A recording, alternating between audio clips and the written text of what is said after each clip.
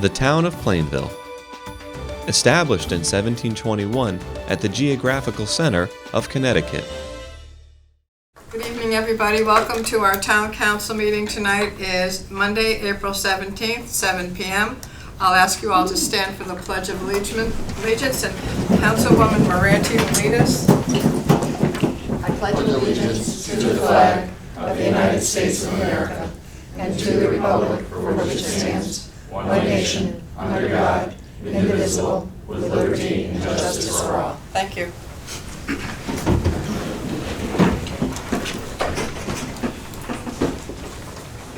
Okay, we don't have any presentations or public hearing, so I will ask for approval of the minutes of our previous meeting, please. Madam Chair, Yes. motion to approve the minutes of April 3rd, 2017 regular meeting. Second. I have a motion and a second. Are there any additions or corrections to the minutes? All those in favor? Aye. Any opposed? Okay. Announcements and reports. Does anybody have any announcements or reports to make? Madam Chair? Yes. I attended 2 meetings. Last Wednesday night, I went to the Conservation Commission. It was a busy meeting. Shane Lockwood, who's the director of the Plainville Southington Health District, joined the Conservation Commission. There was some continuing discussion on Paderewski Pond and a few other topics and questions that people had about different things. It'll be a very busy time coming up for the Conservation Commission. May 6th is river cleanup because it's spring. It's the Quinnipiac. May 7th is the fishing derby at Paderewski. And then also coming up is the project that was mentioned at our last meeting, where Roberta Loria, who's here tonight as well, gave quite a description of Project PEEP, which is Plainville Enhancing its Environment for Pollinators. And seeds for wildflowers, including milkweed that attracts the monarch butterfly, will be distributed, be available and be distributed to town residents. And we're hoping that it creates Plainville as a center of this sort of activity for some of these things such as the monarch, which have been in very short supply over recent years. And it would be wildflowers that are native to the area, and like I said, including the milkweed. Committee on Aging, I attended on last Thursday.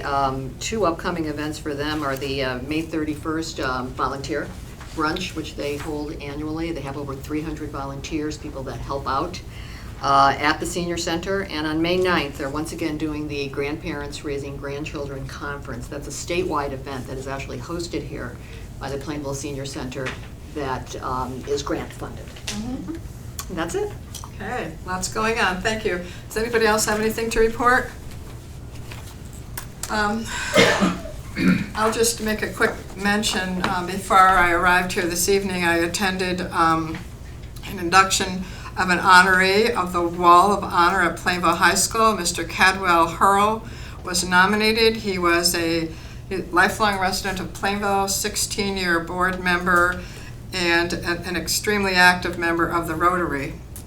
He also was involved in a life of service toward Plainville. It was a very nice ceremony. His family was there. They spoke about lots of stories and memories of when Mr. Hurl was on the Board of Ed and his brother was on the town council. So you can imagine the exciting exchanges they must have had over family gatherings. But it was a very nice event, and the plaque was unveiled, so Mr. Hurl is now a member of the Wall of Honor at Plainville High School.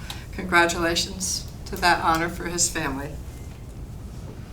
Okay, if there are no other reports tonight, the next order of business we have is appointments and resignations. We are delighted to announce that we have a new police officer appointment. Before we take formal action on that, though, I'll ask our chief, Matt Catania, to step forward and give a little bit of information about our newest to-be police officer. Thank you, Madam Chair. Good evening, Town Council members. It is my pleasure to introduce to the Council entry-level police officer candidate Dominic Savo. Dominic was born and raised in North Haven, Connecticut. He attained an associate's degree in criminal justice from Southwest Florida College. And throughout his life, Dominic has distinguished himself for his athletic achievements and his strong work ethic. Dominic is currently a certified police officer with the Torrington Police Department, where he has been assigned to the patrol unit for the last 2.5 years. Dominic has completed and passed our full testing process for entry-level police officer. I find him to be intelligent, friendly, and approachable. His colleagues in Torrington describe him as hardworking and diligent. I believe that you will make an excellent addition to our force. Dominic is here tonight with his wife Desiree and his father and mother, Dominic and Irene Savo. And Dominic and his wife are expecting their first child this fall, so it's a little special announcement we put out there. I'm recommending Dominic Savo to the council this evening to be approved for our open and funded entry-level position. If you approve, Dominic will be assigned to our field training program and then be assigned to the patrol unit. Great, thank you. So, the formal part of the business is I ask for a motion to appoint Dominic. Madam Chair, Yes. motion to appoint Dominic Salvo to the position of police officer effective April 17th, 2017. Second. I have a motion and a second. Is there any discussion? Welcome to Plainville. We didn't vote yet. I know we're going to do that, but this is the discussion point, so this is where I get to say this. Welcome to Plainville. We're very happy to have you with us. I admire anybody that takes on the role of a police officer. It's a challenging role for sure, especially in these times. And we have a wonderful group of men and women in our police department, along with our leader, Chief Matt Catania. So we welcome you and wish you every success in your future. Thank you. Thank you. Okay. If there are no other comments, all those in favor? Aye. Any opposed? Okay. So Vice Chair Saunders is going to give you the badge, and then you have to be sworn in by our town clerk. So you can stand up there for a little bit. Congratulations, Dominic. As I said to you outside, by the way, you have a terrific chief, wonderful lieutenants, and you get some great brothers here. I know most of them, and you're joining a really good department, so I know you're going to fit in well. I don't know if you want to have your wife, your mother, or your daughter? You can do it. I'm okay. Dad, take the picture.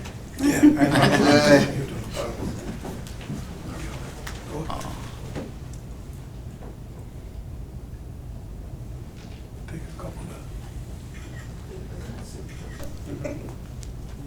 yeah. That's nice.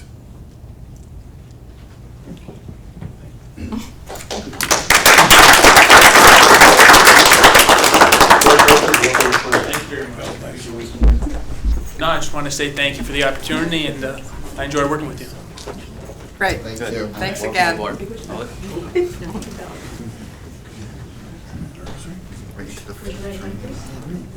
You solemnly swear that you will faithfully discharge according to law your duties as police officer for the town of Plainville to the best of your abilities, so help you God. I do. Thank you. Good luck.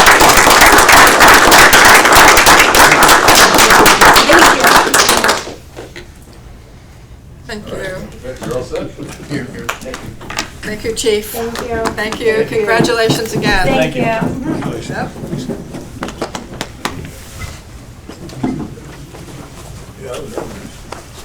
Congratulations. Thank you. You're welcome.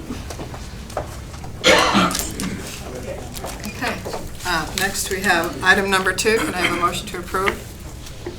Madam Chair, Yes. motion to appoint the firm, motion to appoint the firm of Bloom Shapiro to conduct an audit for the town of Plainville for the 2017 fiscal year. Second. A motion and a second. Is there any discussion on the motion? All those in favor? Aye. Any opposed? Okay. Do we have any other appointments or reappointments tonight? Nothing? No? Okay. Board of Education Liaison. Chairperson Saunders is not able to be here tonight. The Board of Ed is having a special meeting tonight because the schools were on vacation last week. However, she asked me if I would just announce that this coming Wednesday, April 19th, 6:30 at Plainville High School is the Superintendent Showcase. I know that Scott may have that in his remarks as well, but she asked me to just mention it, and then you can embellish upon that. So if anybody can get to come to that, I think you'll be pleased to see some of the things Plainville High School is offering to its students and its families. Other than that, we'll move on. We don't have a report from the town attorney. Next is the report of the town manager. Thank you. The first item I have is the fiscal year 16 audit review by Bloom Shapiro, Nicoletta McTeague, from Bloom Shapiro is here this evening to give a summary of the fiscal year 16 town audit. And a copy of the fiscal year 16 town audit was previously distributed to the town council.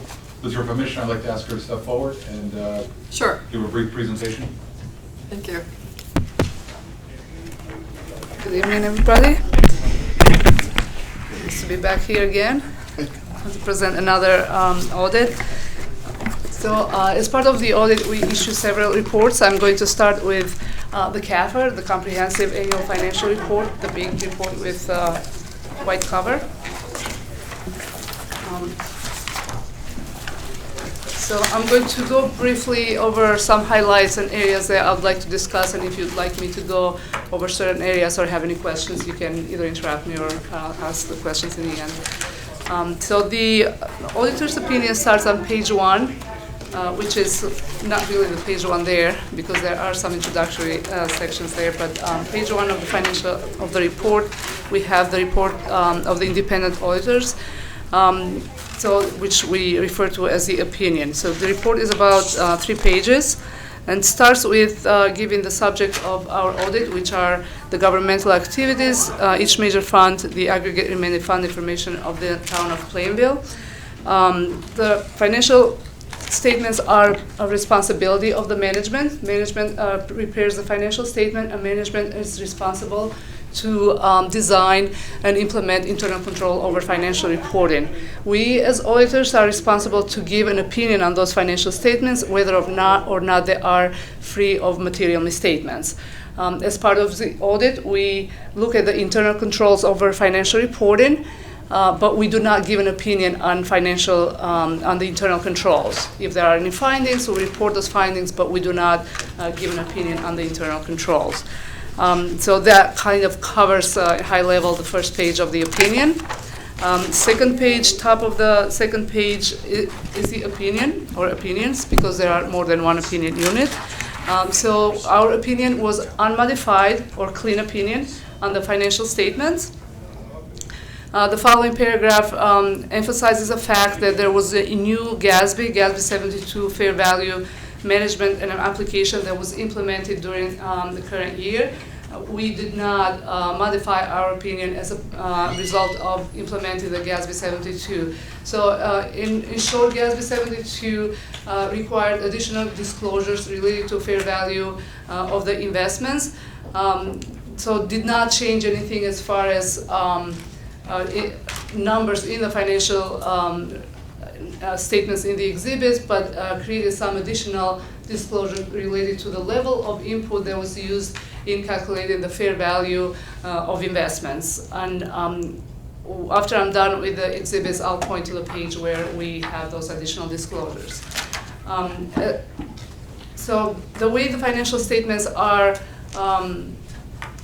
structured, we have the basic financial statements, which includes government-wide financial statements and fund financial statements, and the notes to the financial statements. So our opinion includes all those. But in addition to the basic financial statements in the CAFR, there is a section called Required Supplementary Information, which we do not express an opinion on that, and we are not required to express an opinion, but those exhibits are required by a governmental accounting standards board. And they are a very good exhibits because they put the basic financial statements in appropriate operational, economical, and historical content. So I just wanted to point that that's in the middle of the page. In addition to the required supplementary information, there are other sections of the report that's in front of you. There is a introductory section, which we do not express an opinion on it, and there is a section that calls statistical section. Again, those are more for information, and as they are required for the representation on the comprehensive annual report, but they are not part of the audit, and we do not express an opinion. But there is another section there which is called the combining an individual non-major fund information, which we give an opinion in relation to the basic financial statements. So overall, the highlight of these 2 pages is that the opinion on the financial statements is an unmodified opinion. So in addition to this, we issue another report that is required by government auditing standards, and it's bound together with a the green covered report for the state and federal single audit. So when I go over those reports, I'll point out which that report is. So that's basically a report on internal control over financial reporting as required by government auditing standards. So I'm going to skip pages 4 through 11. There are management discussion and analysis prepared by the management. A very good area to go and read and see how the town did this year in comparison with prior year and the reasons for changes.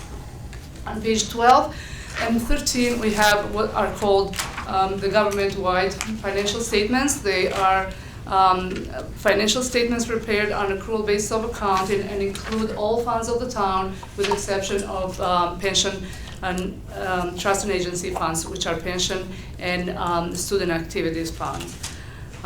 The net position at June 30th, 2016 was $97.5 million, which was a 2% increase in comparison to prior year of $95.6 million. And that increase is reflected on page 13, where it starts with expenses and then expenses by function, and those expenses are matched with revenues or charges for services, operating grants and capital grants, followed by general revenue section. So the net of all these numbers has represented change in net position, an increase of about $1.9 million.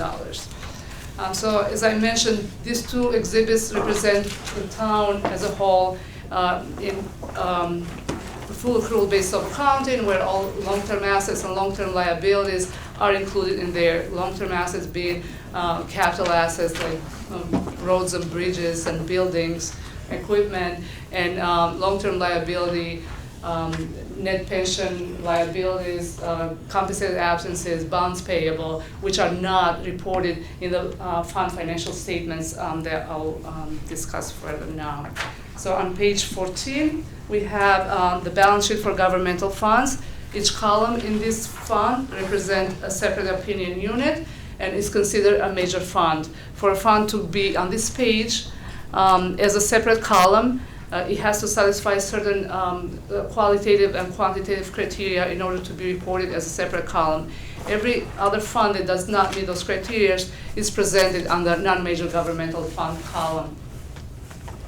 At June 30, 2016, the total fund balance for all governmental funds was $18.6 million, and that represented a decrease of about 1% or $150,000 over the prior year.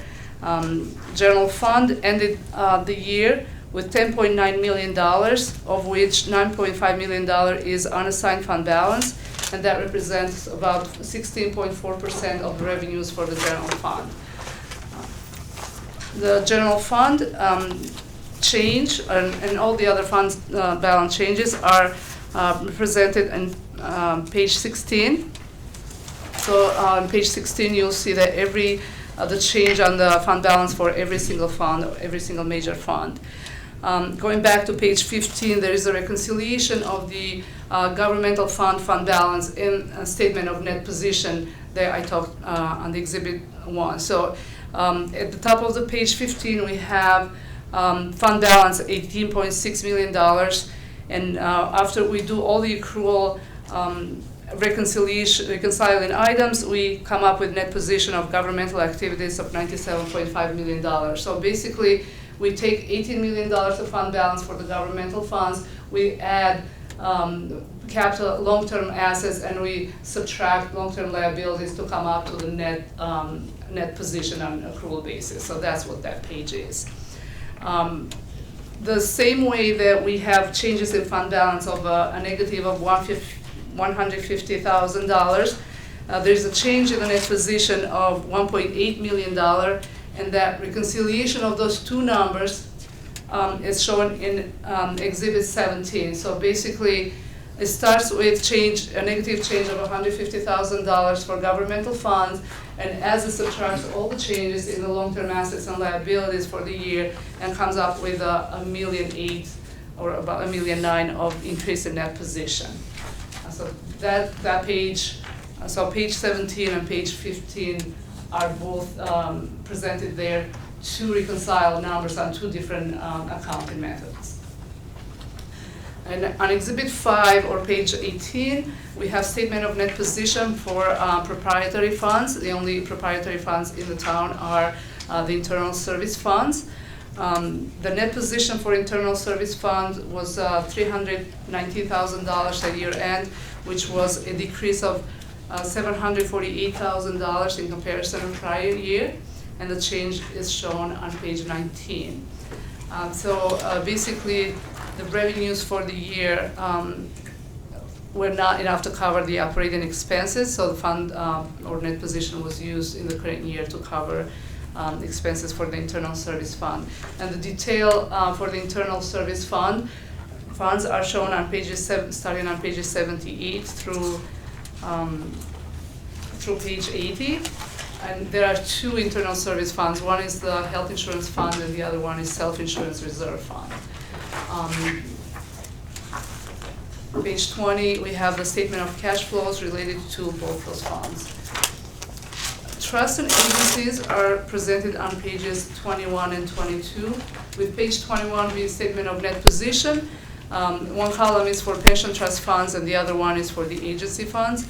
For June 30th, 2016, pension trust funds ended with a net position of $25.5 million, which was a decrease of about 4% or $1 million over the prior year. The total contributions that is shown on page 22 for the year were $1.1 million, and net investment income was at $46,000 to give a total addition of $1.1 million for the year. The benefits and administration expenses were $2.2 million, and that made the fund to result in a change in net position of negative $1 million, or 4%. So these are the basic financial statements. So I went over the government-wide financial statement, fund financial statement, and they are followed by the notes to the financial statements, where information about accounting, significant accounting policies, and more detail and significant numbers that were presented in the basic financial statements can be found here. As I mentioned in the beginning, there was a new GASB that was implemented in the current year, and that's on note 3 on page 34. So what you see new here that was not before is the disclosure of the level of input that was used in calculating the fair value of the investments for the town. So with level 1 being the level that has the least amount of estimation going to value those investments. So investments that are traded in markets, they usually every day they fall on level 1 investments. So there's not a lot of estimation going in those numbers. Level 2 and level 3 investments, there is some estimation going in calculating the fair value of investments. So the higher the amount of investments that are on level 2 and 3, the higher the estimations are, and the uncertainty if the value of investments next year is going to be very close to what was estimated. So the town's majority of investment, $26 million of $30 million, falls under the level 1 category, with the rest, $4.5 million, which are the certificate of deposits that they don't fall under the hierarchy of levels 1, 2, and 3. So majority of investments for the town is under level 1, so the level of estimation is not as high as could have been if we'll have different ratios here. The rest of the footnotes are very consistent with prior year. I was not planning on talking in more detail on any of them. I just wanted to bring everybody's attention on required supplementary information. Let's start on pages 57. So the first required supplementary information has to do with the revenues. So we have the budget and actual revenues on budgetary basis. And then for the year, total revenues and other finances sources were $1.2 million higher than the budget. And the expenditures, as shown on page 61, were $141,000 lower than the budget. Starting on page 62, all the way to page 68, there are some required supplementary information schedules reported related to pension. All these schedules eventually are going to have 10 years worth of information.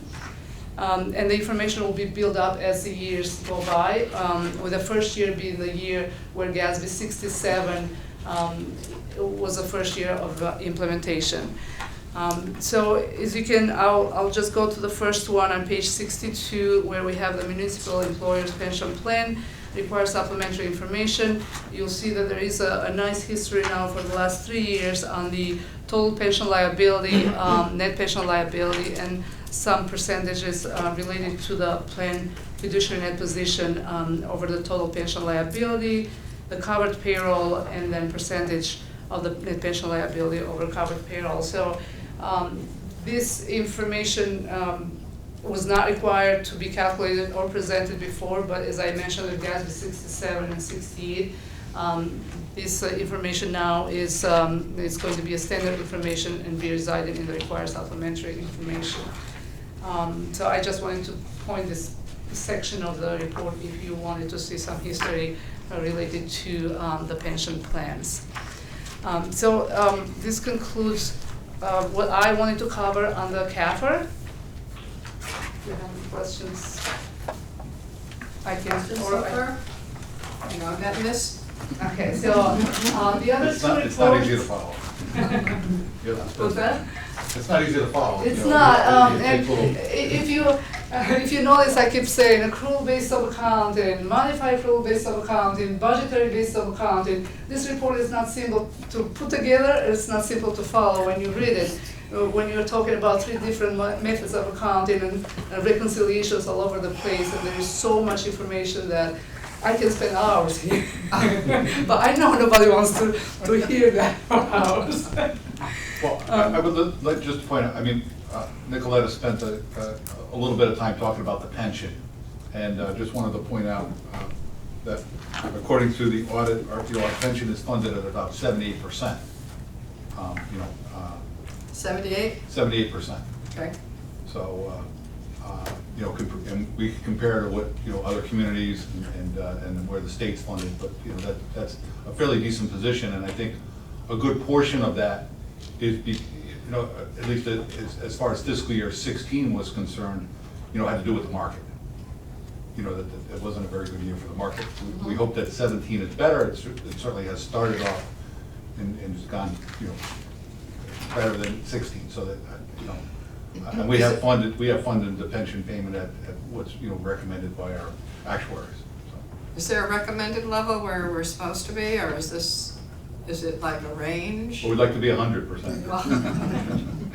Okay. But yeah. Well, I think it's very healthy, and perhaps Nicoletta can tell you what her experiences are in other communities. Okay. With pensions. Yeah, somewhere around 80% is a very good place to be. I see and I have clients that are anywhere from like 40%, 50% to 85 or 90%. I don't have any clients currently that is 100% funded, but the majority of healthy plans that we see are anywhere between 80 and 85% funded. Obviously, 100% is the place that you want to be, but still 85% you're not, it's still healthy. Okay, so there are 2 other reports that have the same color, and one is federal single audit report and state single audit report. So these reports are kind of structured the same. They have a report on the compliance for the major programs we tested, and there is a report on internal controls over financial reporting. So the internal control over financial reporting is the same report, exactly the same report bound in both reports, because that's how it's required by government auditing standards. I have federal report in front of me, and I'm going to have everybody, if you could go on page 8, because that's a very good summary of the whole report. So as you can see here, the summary of auditors' results, there were no material weaknesses over financial reporting. We identified one significant deficiency, and there were no non-compliance materials related to financial reporting. And the significant deficiency identified is on section 2 of the same page, financial statement finding, and I'll go over that in a bit. In the middle of the page, there is a list of the major programs that we tested, and they were Child Nutrition Cluster and Hazard Mitigation Grant. So as far as the compliance testing goes for the 2 programs, we gave an unmodified opinion, so we had no findings related to both federal single audit programs that we tested, both programs that we tested, and there were no internal controls over reporting on the federal program. So as far as the federal programs go, their report is unmodified. The finding is on the financial statement reporting as a whole. So bank reconciliation process, that was the finding that we had. The bank reconciliations should be prepared timely, and then should be a control where somebody prepares them and somebody reviews them. But because of the number of people involved in the process, to segregate the process has not been possible for the town. And that has been the cause for even delaying them to be completed timely. So that has been an issue for the last couple of years, so we elevated this year to be a significant deficiency. In the past, we said that they are being delayed. We will say just an advisory comment. This year, we elevated a little bit to a significant deficiency. I'm not sure where it stands right now, but as of June 30th, 2013, the bank reconciliations were not done on time. And the audit was slightly delayed because of that, because a lot of catch-up had to be done during the year to prepare the bank reconciliation on time. We discussed that with management, and management agreed, and the lack of staff is, if you could read their response, the lack of staff is a primary issue, and that makes it difficult for the segregation of duties too. So it's good internal controls to do bank reconciliation on time, because only if you do things on time, you'll be able to, in case something goes wrong, to catch it and fix it on time. And that's one of the recommendations. That's the reason why we recommended that we have hire some part-time help in next year's budget. That was funded by the town council, so that will help to allow the finance department to segregate some duties and do things in a more timely fashion.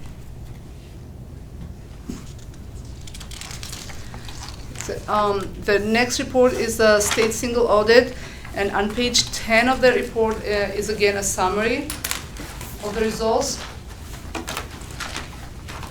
The top portion is exactly the same as the one I just discussed. It's just a repeat.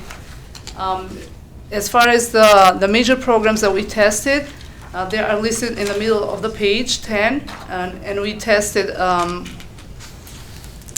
5 programs. We are required to test a minimum of 50% of financial assistance.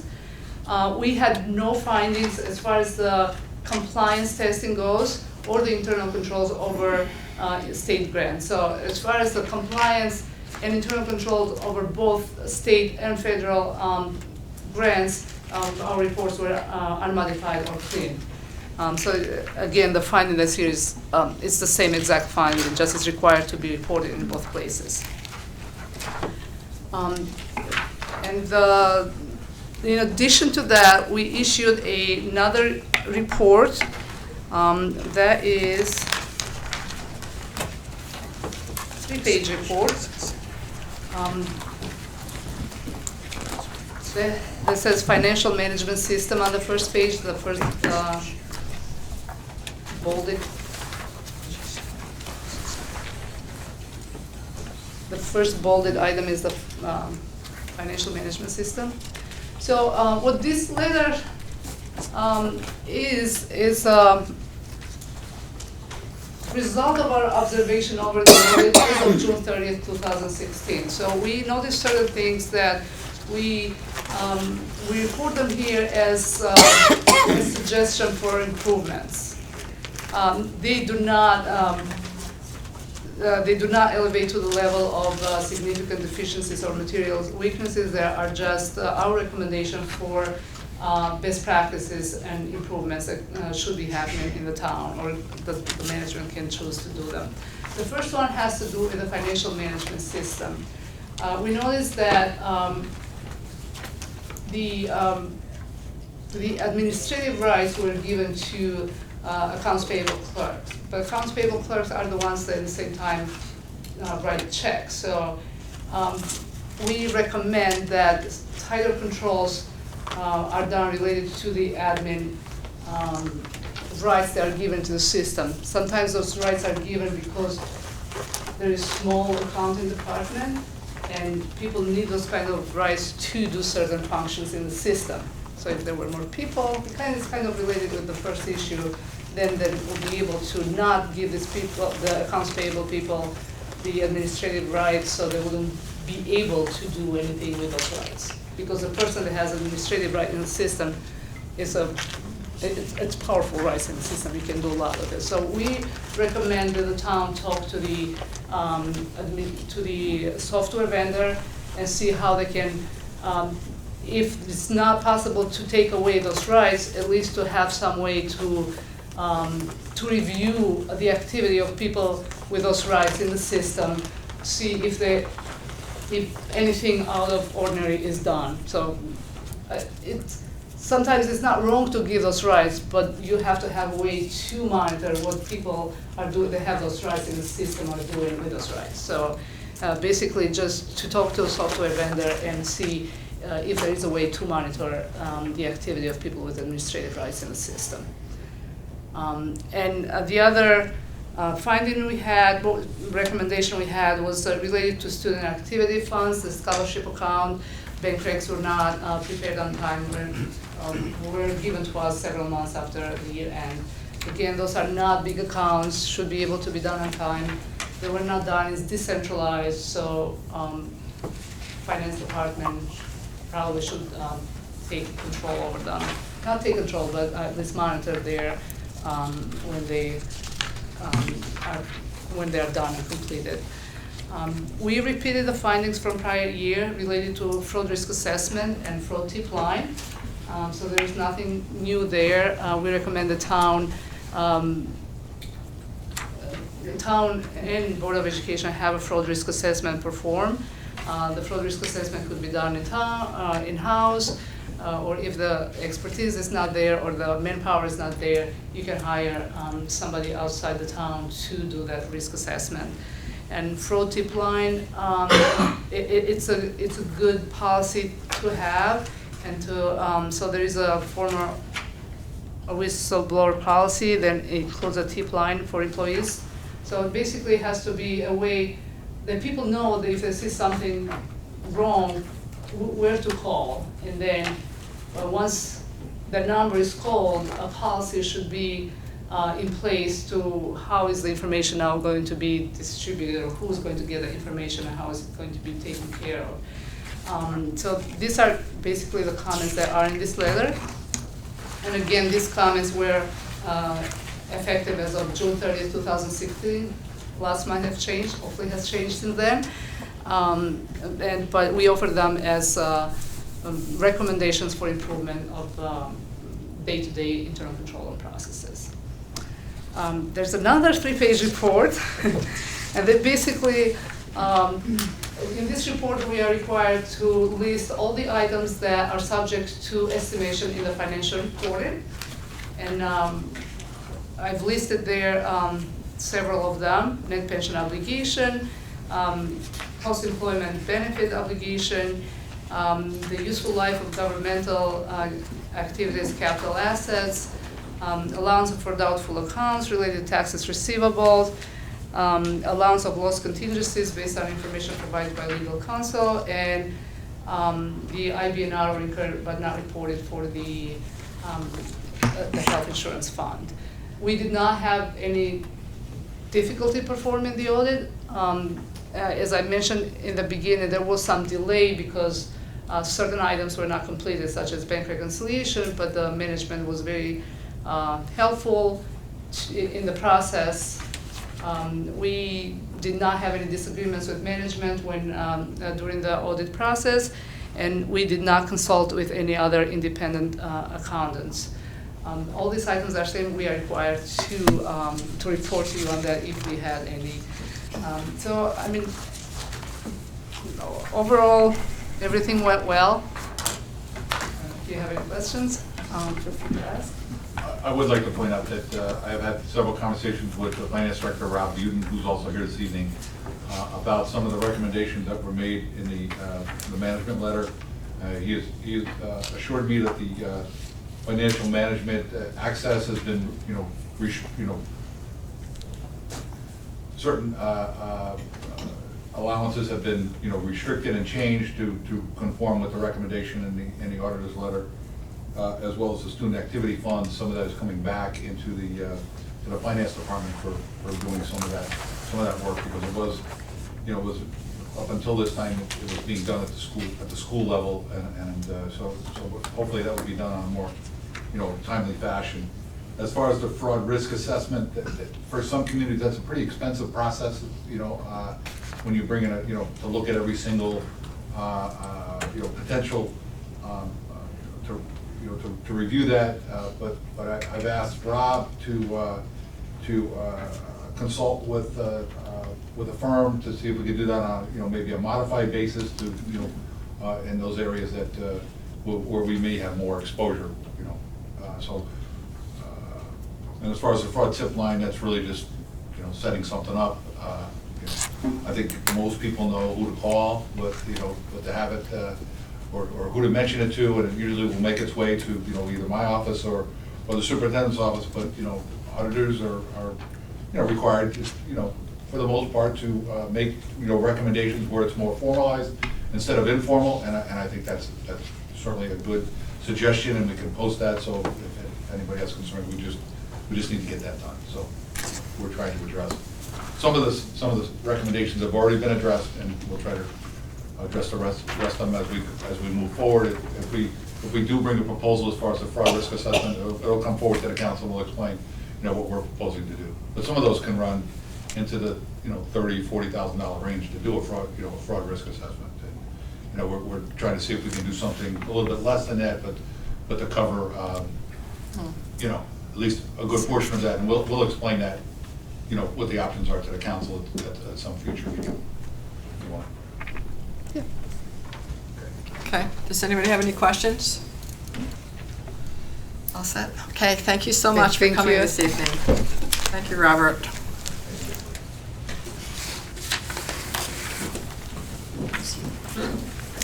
We will get the audit, if it's not on the town webpage, it'll be posted, sometime tomorrow, so anybody from any residents of the community can take a look. I know that last year's it is on there. We'll get this one up as well. Now that we've had a presentation by the auditors. Okay, thank you. I do have a couple of other items to go over. One is a water test update. Over the last 2 weeks, water samples have been collected from approximately 30 homes and businesses throughout Plainville. The samples were collected by the Department of Public Health and the Regional Health District staff. It is expected that the analysis of the water samples will be completed in about 2 to 3 weeks. A meeting with town staff and Valley Water to review the test results will be held in mid-May.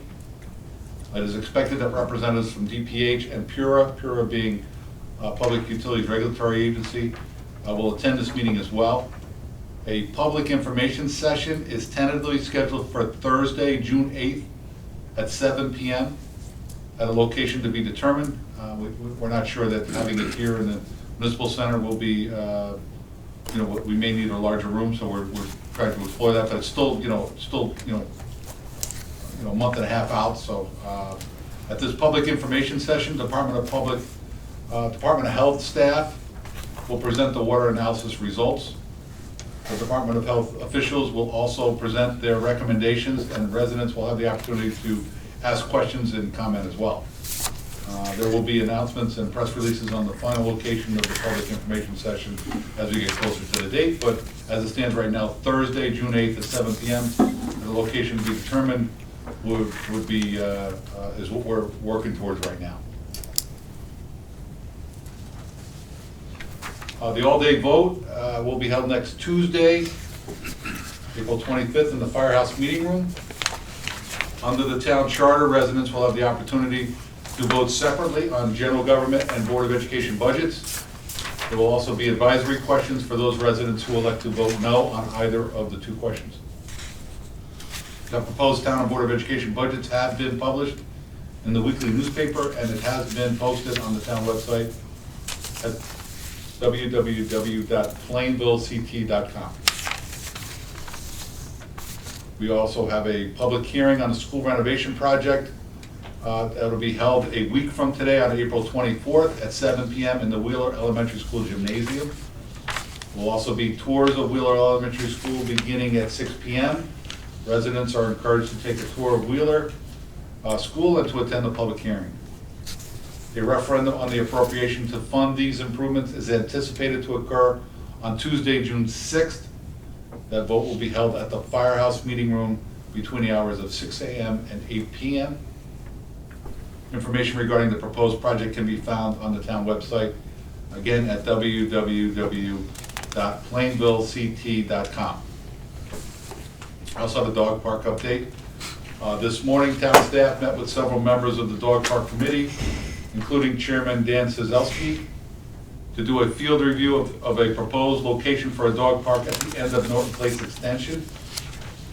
Dan Cizelski and Scott Adamson, both members of the committee, both thought that this could be a good location for the dog park. Chairman Cizelski will be bringing this location back to the dog park committee at their next meeting to be held on May 10th.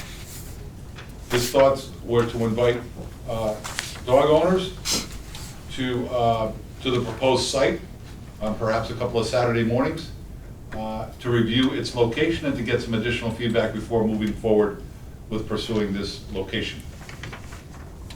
It's been staked out, and they were able to see more clearly as far as where the location would be. And we provided you with some sketches in your packages this evening, and if council members want to arrange to go down, you can certainly go down by yourself, but if you want to have some town staff there as well to answer any questions you might have, we can arrange that as well. Next item I have is the food service cart assignment of lease agreement. Since June of 2015, the town has leased some town-owned land on White Oak Avenue near Tilcon to East Coast Hot Dogs. East Coast Hot Dogs has operated a food truck at that location for several years. Town staff has been notified that East Coast Hot Dogs will be selling his business to Rick Martin, who would like to continue with the same lease arrangements going forward. Mr. Martin intends to use the same name as the existing business, and there is an item under new business regarding the renewal of the lease. No changes in terms of any of the, any of the items in the existing lease. We do have the financial dashboard. This has been posted online. I checked that myself. I'm sure it can be confirmed by Mr. Pringles. Looks like a thumbs up. And these are, this report is through March 31st. As far as expenditures are concerned, we have spent about 70% of our budget, 69.31%. Two-year average is 71.62%, so we're a little bit, at least at this stage of the game, 3/4 of the way through the year, a little less than at least the two-year average. General government budget is at pretty much about 1% less than the two-year average at 73.69%. Board of Education is at 66.42%. Two-year average is about 70%. I would point out that the reason why that percentage is a little bit lower is we did receive some offsetting revenues from the excess cost grant, which, lowers their expenditures, at least in the special ed area. So, we received that money, and that's reflected in those numbers. But, by and large, Board of Education budget is online as far as the budget is, as far as their budget is concerned. Police overtime continues to, trend above what was budgeted, although the last couple of months with some of our police officers coming out of the academy, some of the weekly numbers have come in a lot more reasonable than they have in the past. We hope that trend continues. I know that the police administrator is working hard to keep an eye on that. Roadways overtime, buildings and grounds overtime, that's non-snow, is running over budget. You see the roadways snow overtime and buildings and grounds snow overtime.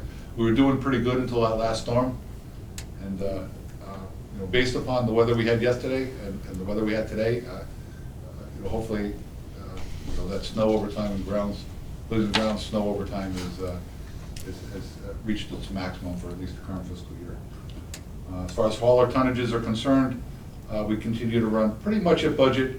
We're about 28 and a half tons less than same time, average over the last 2 years. So expenditures are looking, fairly positive, except for, the overtime. But, we certainly, we're aware of that. We've discussed that last several months. As far as revenues are concerned, positive. We received pretty much 89% of our total revenues. Our two-year average is about 90%, so we're pretty much in line with our two-year average. Current taxes, what we have budgeted for current taxes, we received 99.66% of what we budgeted.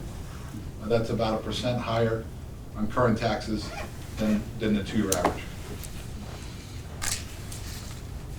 As far as the fund balance is concerned, no change since our last town council meeting.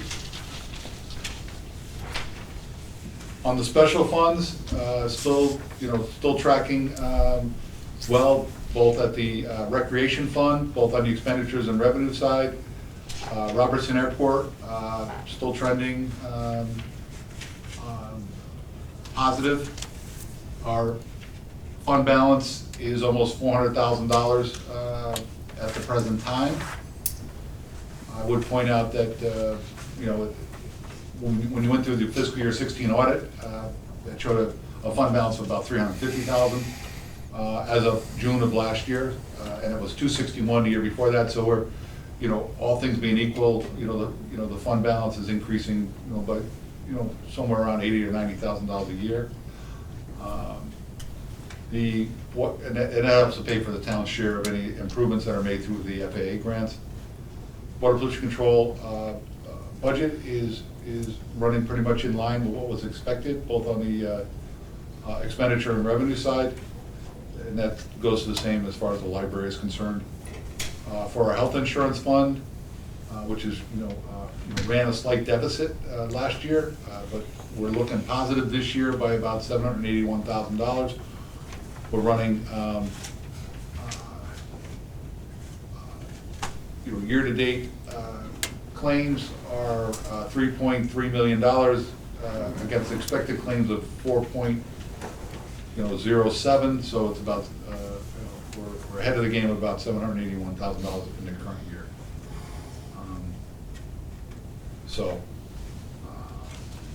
As far as some of the major funds are concerned, or major projects, we're starting to pick up on the road improvements. Some paving is expected to begin shortly. You can see some of the work that's being done on the park and Broad Street area.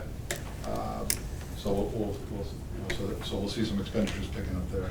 Nothing new to report on any of the other projects at this point in time. So So I'd like to turn it over to Scott for some happenings and then be available to answer any questions you may have. Good evening. The Plainville Coalition for Positive Youth Development will be presenting Parenting in the Digital Age, everything you need to know about keeping kids safe through the appropriate use of YouTube, Twitter, Instagram, Snapchat, and more. This free workshop for Plainville residents presented by Rich McKeon of Sophisticated Digital Solutions will be held Wednesday, May 7th, 2017 from 6:15 to 8 p.m. at Linden Street Elementary School. To register for the program, please contact Tina at the Plainville Board of Education, 860-793-3210, extension 206, no later than Monday, May 1st. Babysitting will be provided, light refreshments will be served, and registration is preferred, but walk-ins are welcome. Over at the Senior Center, questions for the social worker will be held Monday, April 24th at 12:30 p.m.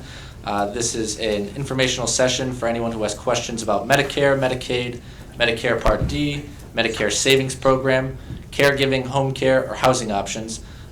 Individuals are more than welcome to stop by Stephanie's office. This program is for Plainville residents 60 years of age and over. No pre-registration is necessary. Updates on low vision is being held Monday, April 24th at 10 a.m. Learn the differences between having low vision and being legally blind. Discussion will also include information about eye diseases such as glaucoma, diabetic retinopathy, macular degeneration, and cataracts. This is being presented by Michelle Tarantino, MPH OTR, certified low vision therapist, care transition manager, Brookdale. And Michelle will also share information about community resources that can assist individuals living with low vision. And this program is free, and individuals are asked to register at the Senior Center. And on Monday, April 24th, from 12:30 p.m. to 4 p.m., they're hosting an NCAAA focus group. This is the North Central Area Agency on Aging. They're holding a focus group at the Senior Center. It's the NCAAA is a private nonprofit agency that plans and funds programs and services for seniors, including some of the services and programs at the Plainville Senior Center, such as circle groups, foot care scholarships, Brighter Focus, grandparents raising grandchildren, support groups, and the annual conferences. They're interested in hearing what you have to say and see as what the gaps are in services for those over age 60, either in Plainville or surrounding towns, and ideas to make your life easier. Light lunch will be served. Please call the Senior Center to register. Over at the library, on Tuesday, April 18th, celebrate National Poetry Month with poetry readings and open mic night. Arrive early and sign up for open mic portion of the evening. Refreshments will be provided by the Friends of the Plainville Public Library. On Tuesday, April 25th at 6:30 p.m., the library sponsors an introductory poetry writing workshop with a focus on joyful abundance. Attendees will have the opportunity to write and receive feedback on their work, or one can sit, listen, and enjoy. Registration is required.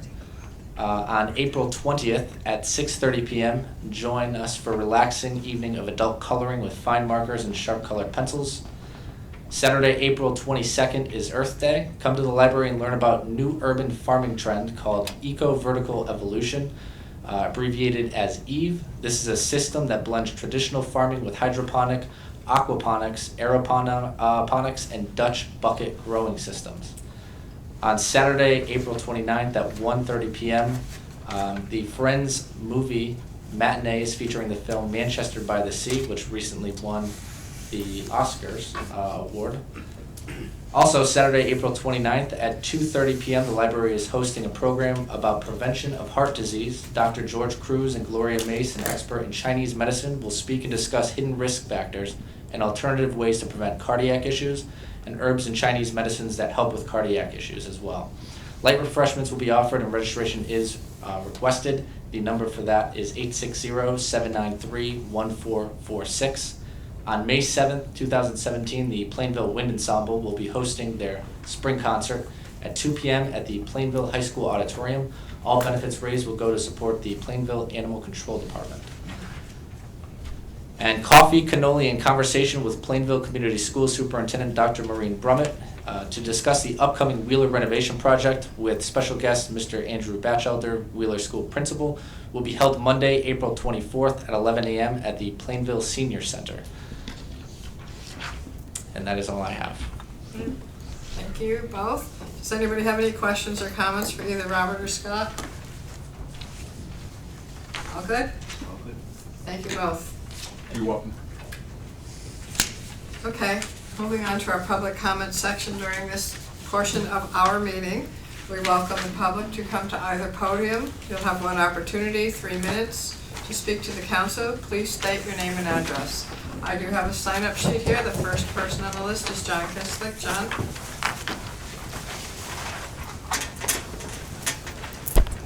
John Kislick, 65 Forestville Avenue. Good evening, Town Council. Good evening. I noticed in Nicoletta's report tonight, she did not mention any increase in our fund balance attributed to a final payment on a capital project. I guess we had none. Didn't have any final payments. The other thing, last meeting when I talked on crumb rubber, I don't think I ever said we had any playgrounds with crumb rubber in them. My point was to try to tell the town council, they're doing a lot of studies about this crumb rubber, and towns are against it on playgrounds. If you go on the internet and just punch in crumb rubber, you'll see all kinds of studies and everything, including with cancer. So that's my point, that I think this is bad. On our turf field, from what I understand, as they play on that over the years, this stuff disintegrates more and more and actually comes up through the turf. I mean, that's one of the reasons they have to be replaced, I guess, after 9 years, 10 years, or whatever. So I think it's a bad product. And of course, the guys that are making the crumb rubber are going to say there's no proof. So we'll have to wait and see. But I think down the line we're going to find out that it's not good.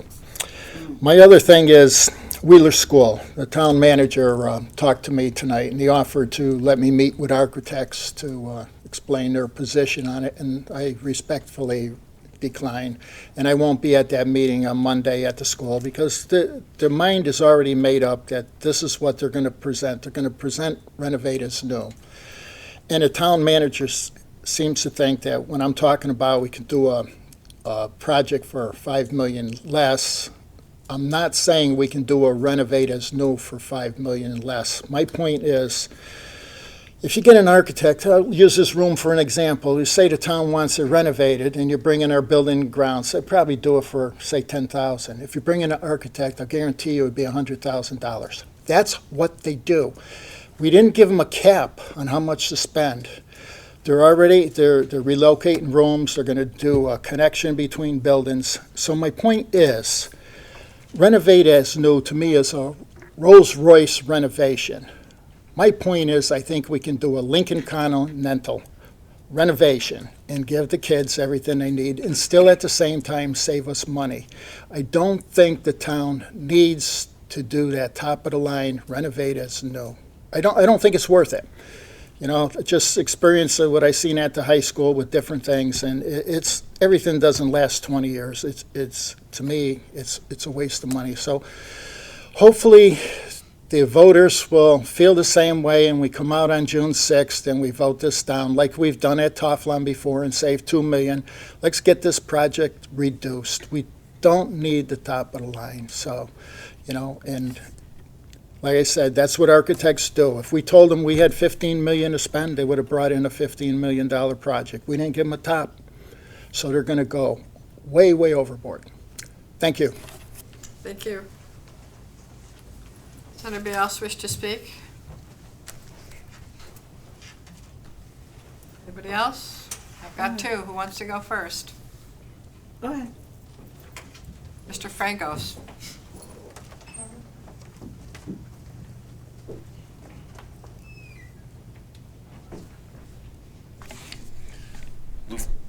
Lou Frangos, 10 Fairbanks Street. The first is a request or a suggestion. At the conclusion of the meetings, you'll ask the town manager if he has any final comments.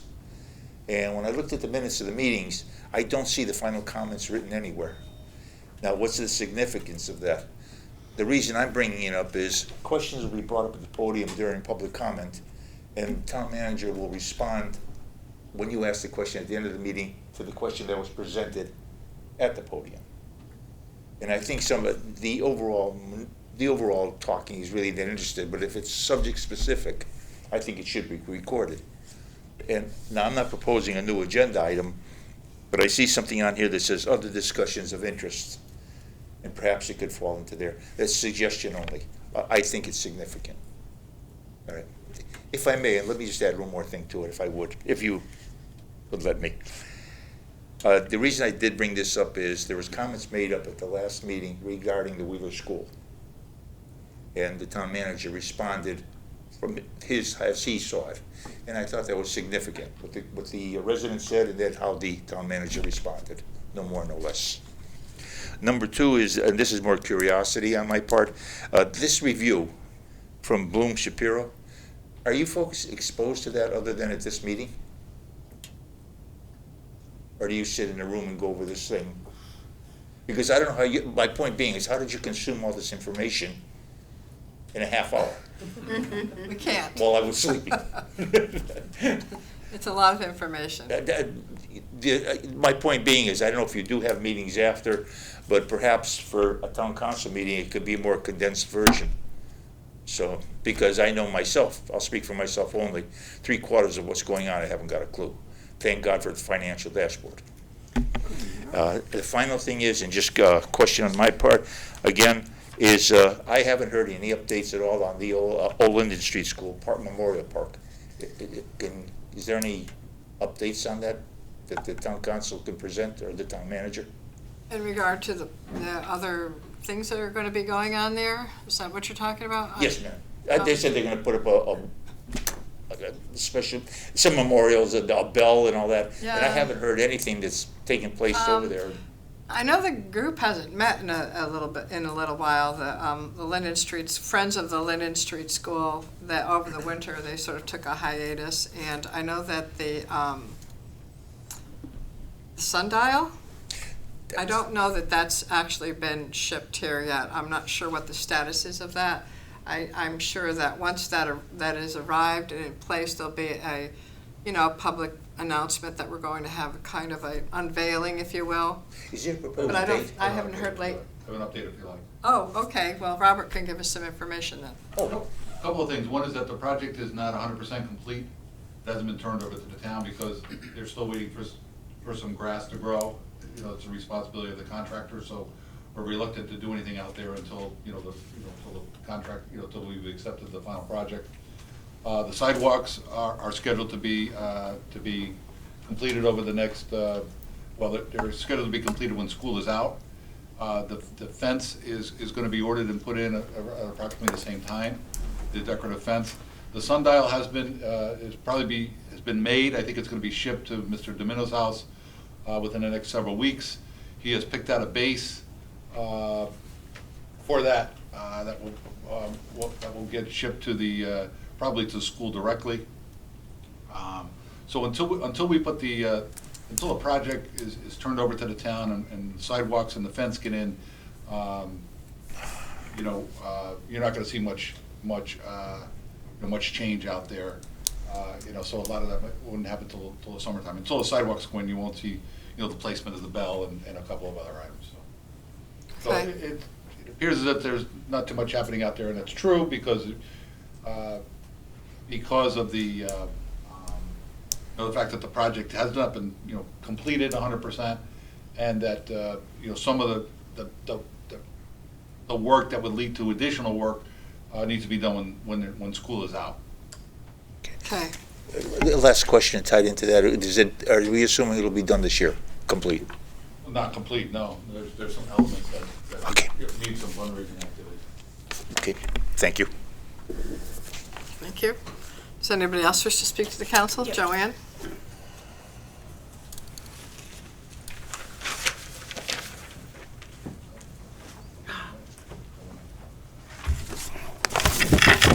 Joanne Edmond, 166 West Main Street.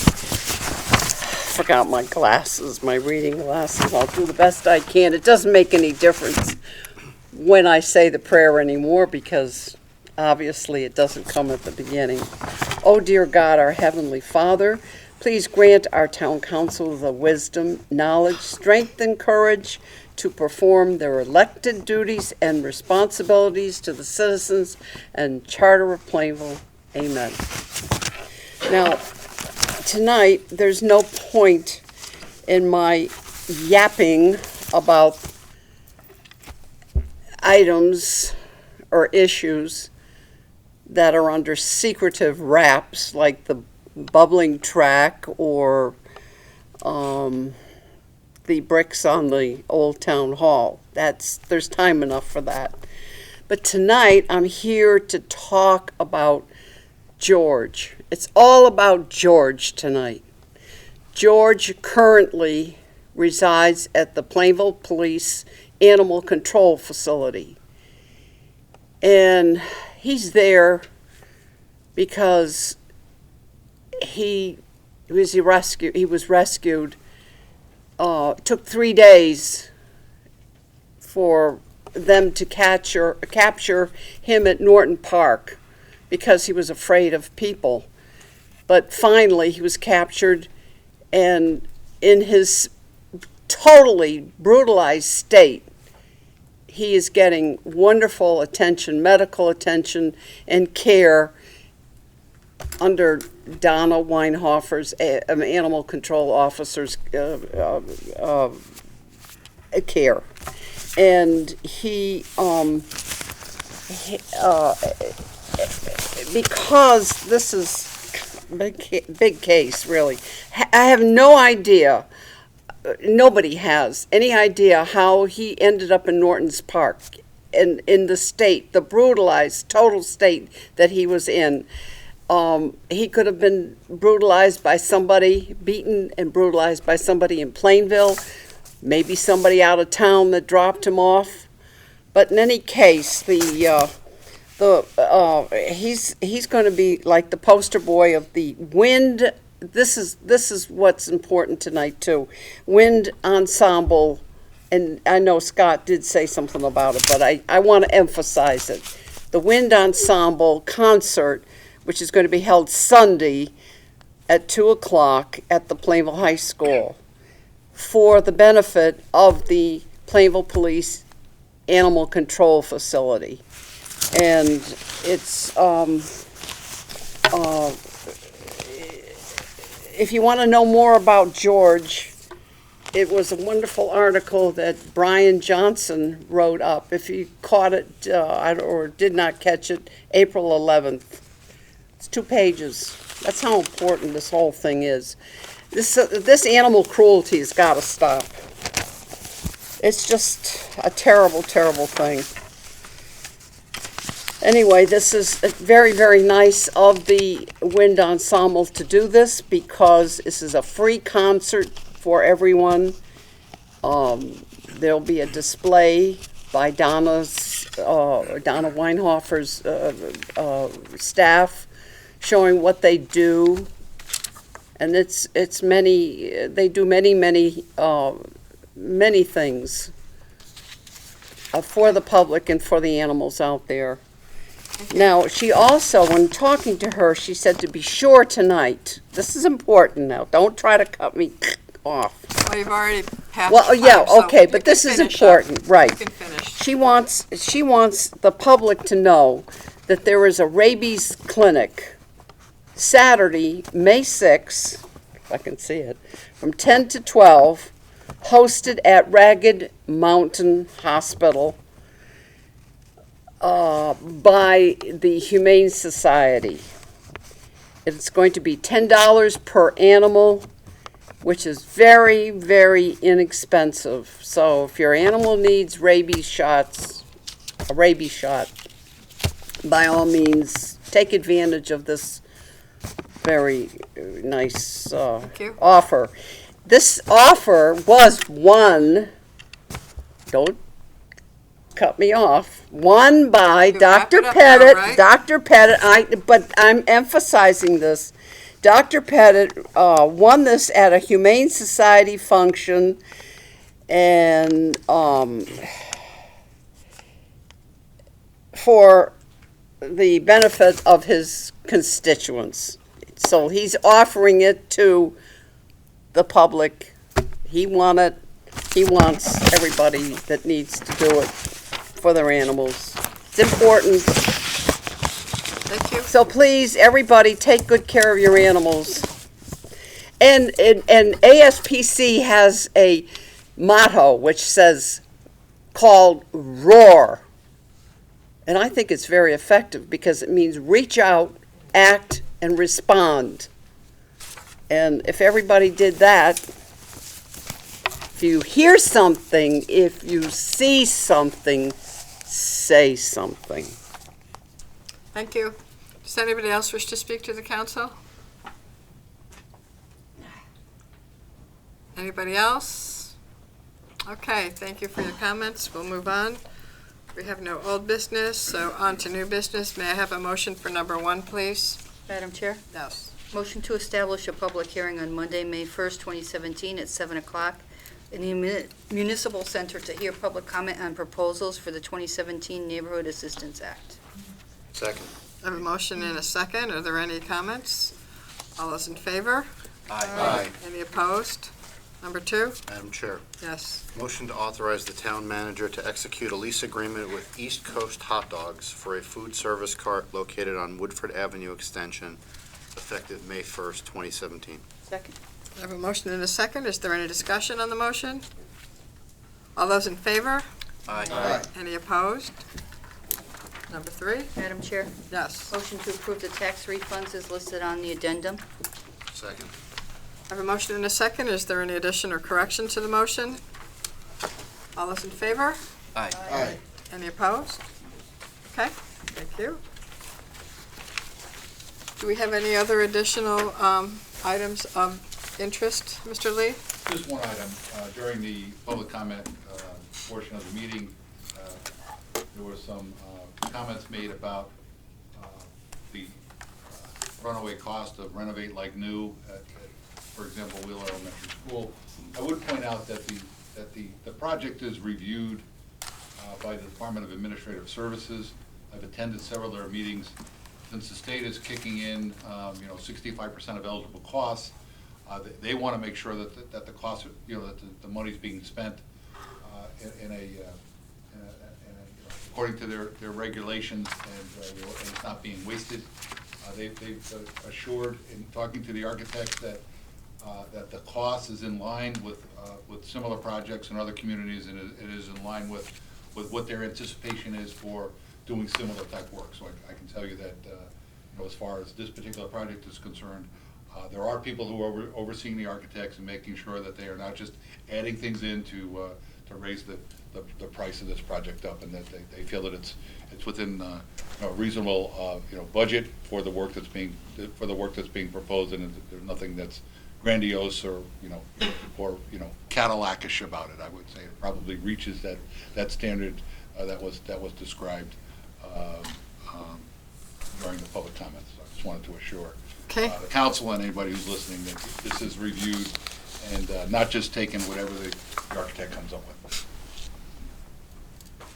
Thank you. That's all I have. Okay.